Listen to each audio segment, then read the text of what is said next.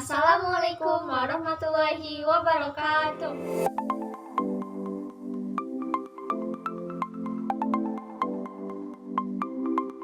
Welcome back to Let's Learn with Us. My name is Ridha&Zidni and then Ridha. So we're going to continue our next material. Let's get started.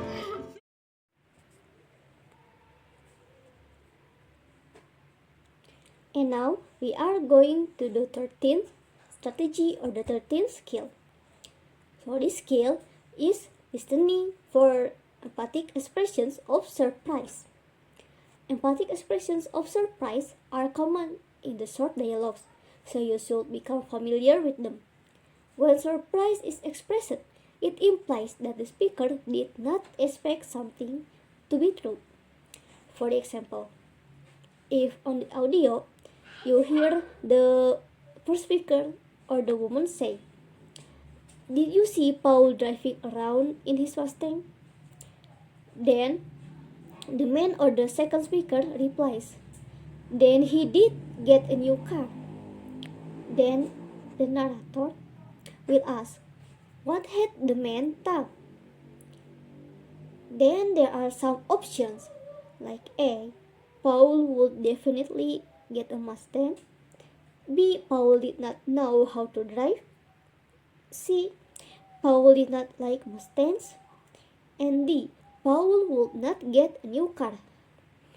The correct answer is D. Paul would not get a new car. Because when the man says, "Then he did get a new car," then that means the man really surprised that Paul actually get new car. The man did not expect it at all. And then we have chart outlines various ways to express emphatic surprise.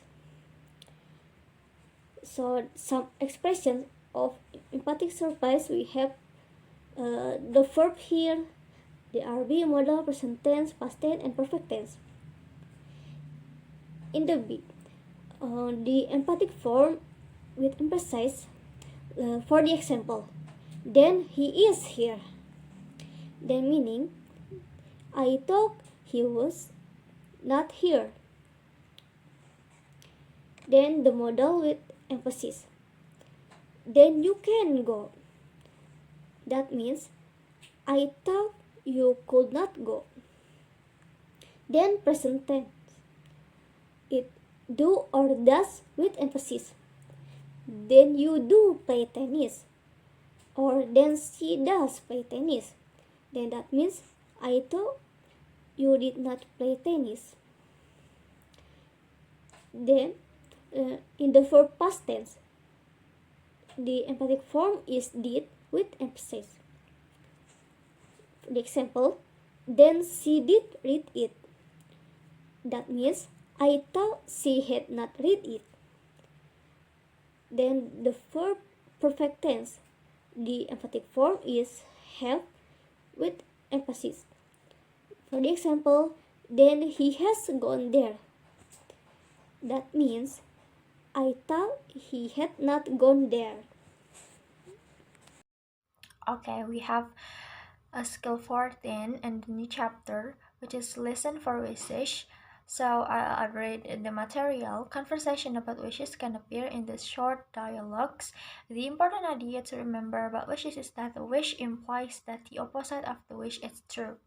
So when you find this topic, wishes can be negative, also can be positive, you guys. For understand more, we can hear from the example. So woman met a narrator. Woman said, "It's too bad that you have to stay here and work during the school break." Okay, so the man still working, yeah, even though it's school break. And man, "I really wish I could go with you and the others to Palm Springs." So it means the man cannot go with other student, yeah. So narrator, what does the man mean? Okay, we have different answers. A, maybe he will go with the others on the trip. This is wrong because wish I could go. I really wish I could go. It means the man cannot go right now. He wish he could go, but he cannot. Okay. B, he is unable to go on the trip. This is the right answer because unable here have a similar meaning to I really wish I could go. And C, he's happy to be going on the trip. This is also wrong. And D, he's going on the trip but not with the others. This is also wrong because the man itself who can go but the others can. Okay. And for your information, A, C, and D have a similar meanings. Yeah, that the man can go to the trip, but B, it's different because B is the man cannot go. So when you find this question, you can read the answers and then find the different answer. And when you start to read the different answer, maybe it's the right answer, yeah, guys. So this is key information about wishes. I'll just read it. Point, example, and meaning. So an affirmative wish implies a negative reality. I wish I had time to help. And then I wish I had no time.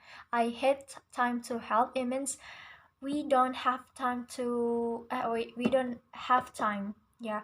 If the sentence negative, so the meaning is positive, but if the sentence positive, so the meaning is negative, you guys. I wish I had no time. I wish I had time to help, so it means negative. I have no time. I wish I did not have time to help. Not I did not. This is negative, so the meaning will positive. So I have time to help. I wish he were at home. This is positive, so the meaning will be negative. He is not at home. I wish he had been at home. This is positive, so the meaning will be negative. So the meaning is he was not at home. And then we are gonna talking about the 15th skill or the 15th strategy. So the skill is about to listen for untrue conditions. Conversations containing conditions can appear in the short dialogues. The important idea to remember about conditions is that a condition implies that the opposite of the condition is true. For example, if on the recording you hear the first speaker or the man says, "Do you think that you will be able to go to the party?" Then the woman or the second speaker replies, "If I had time, I would go." Then the narrator will ask, "What does the woman say about the party?" Then there are some choices here, like A, maybe she'll go. B, she has time so she'll go. C, she's going even if she doesn't have time. Then D, it is impossible to go. So the answer is D. It's impossible to go. Because the woman says that if I had time, I would go. Then if I had time is indirectly saying that she actually does not have time, so it is impossible to go. So the answer is D. And now we have some key information about untrue conditions. Like the points are: an affirmative condition implies a negative reality. For the example, if she were at home, she could do it. Then the meaning of if she were at home, then that means she not at home. Then the next point is a negative condition implies an affirmative reality. If she weren't at home, she could do it. So, uh, so if she weren't at home means that she is at home. Then the next point is a past tense implies a present reality. For example, in the sentence, if I had money, I would buy it.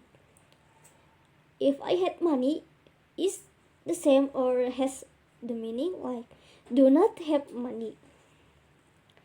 The next point is a past perfect verb implies a past reality. For the example, if I had money, I would have bought it. So that means I did not have money. Then the last point, had can be used without if. Had I had money, I would have bought it. That means did not have money.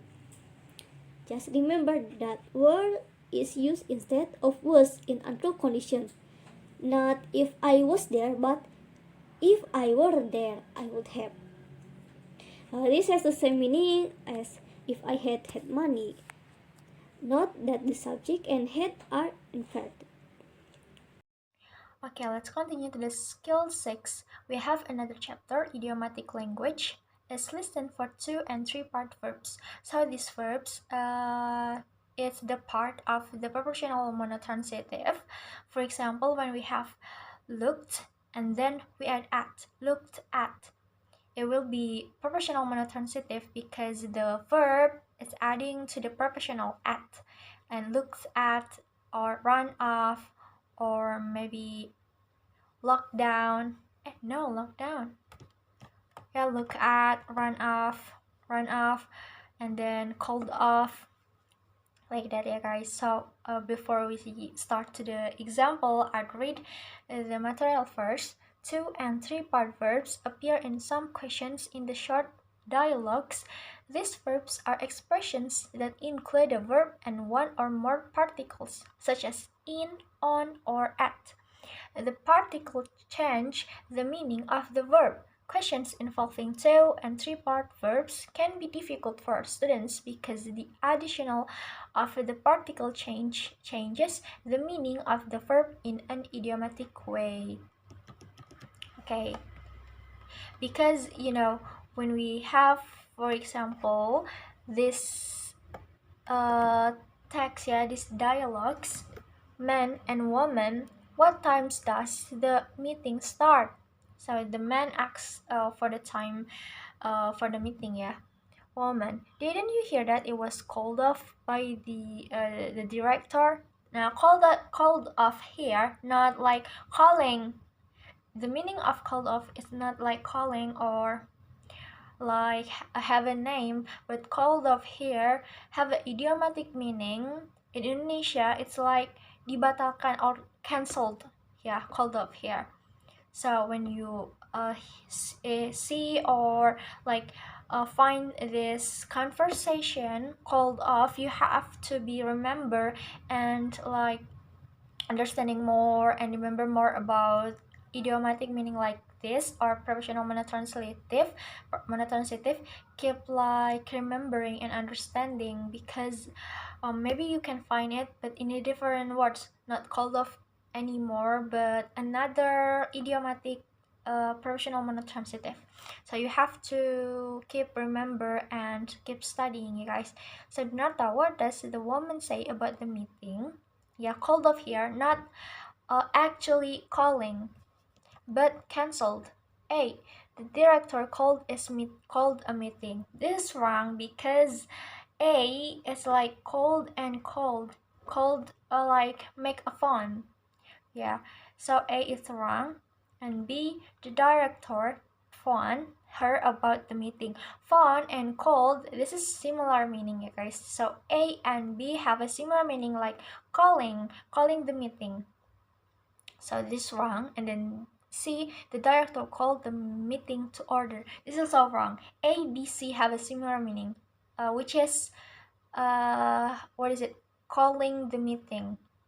And then D, the director canceled the meeting. This is the right answer because the idiomatic or the meaning of the called off is canceled. So D is the right answer.